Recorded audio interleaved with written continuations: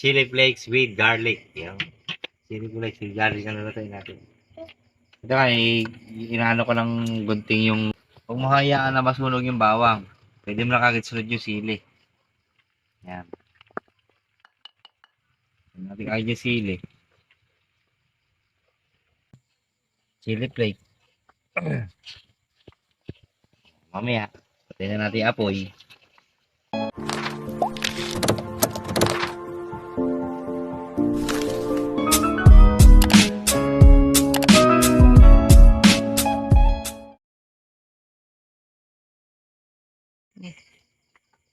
Ito mga kalodi.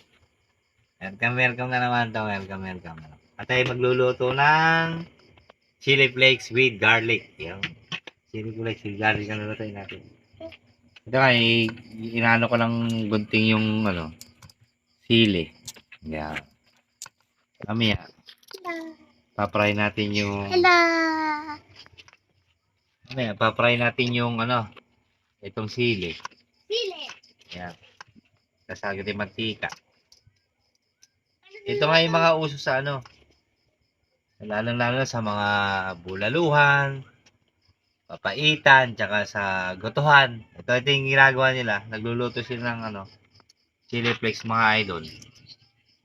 Lang. Ito, ang gamit ko nga, siling Taiwan o basta siling tare. Sabi nga, ganyan yan. Ito, siling Taiwan. Tawag sa amin, siling Taiwan. Ito, gamit ko.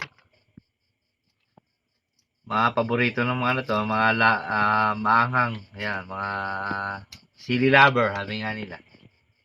Ito, the best to sa mga lalo sa Gotong Batangas, ganyan. Sa mga papaitan, goto. The best to. So, mamaya, pag tinry ko to, lalagyan natin siya ng garlic. Yan, yung garlic na gagawin ko mamaya, ito. Isang pusong bawang ilalagay natin mamaya. So, mamaya, abangan nyo, pipirito ko. Yun.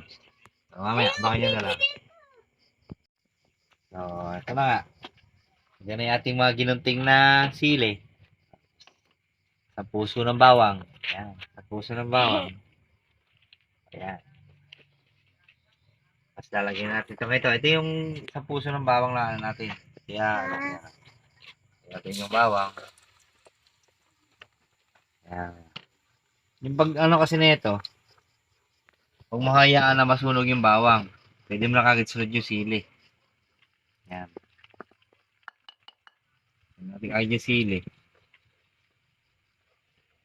Kasi nga pag yung yung bawang at yung sili, yung nasunog, yung masunog na siya. Masyado siyang mapait. Kaya ito, yung lang natin yung pagluluto ng ayan, tulad yan. Kaya sinabay ko na yung bawang. Kasi nga, pag linuli ko yung sili, masyadong papait yung yung pagluluto natin ng chili flakes with garlic. Yan. Siyempre, hindi natin mamaya, lang to, lalagyan natin mamaya ng konting pampakulay, mga kalodi. Ayan, ayaw natin siya na ganyan. Ayaw natin yung tayo lang natin siyang maluto. Ito, mga kalodi, lagyan natin siya ng konting pampakulay. Pampakulay. Ayan. Para the best ang ating niluluto na chili flakes. Chili flakes. Ayan. Yan naman yung kulay na kulay pa lang. Napakaganda na mga kalodi. So sabi nga, kaya-kaya nyo naman gawin to sa may bahay nyo. Lang, simple-simple lang. Sa meron kayong bawang, sa boteng mantika, tapos may sili kayong Taiwan. Lalo't mura na nga sili ngayon. Ayan. Gusto nyo mag-stock ng chili flakes sa bahay nyo. Simple-simple lang yan. Ano talaga gagawin nyo? Tulad yung ginagawa ko. Nakita nyo na kung paano ko gawin. Simple naman. Ayan. Ayan kulay. Kulay na kulay pa lang mga kalodi. Vlogging ka yan. Ayan. O, mamaya abangan natin to hanggang mag golden brown. Tsaka yung bawang. Tsaka yung ating chili flake. Ayun. Ito. Golden brown na. Ating chili flake. Mamaya, patay na natin yung apoy. Dan na ating niluluto na chili flakes with garlic. Palamigin natin mamaya. Sali natin sa lalagyan. Ayan. Palamigin lang natin ito mga kalodi mamaya. Sasali sa lalagyan kung gaano kaganda itsura na ito mamaya.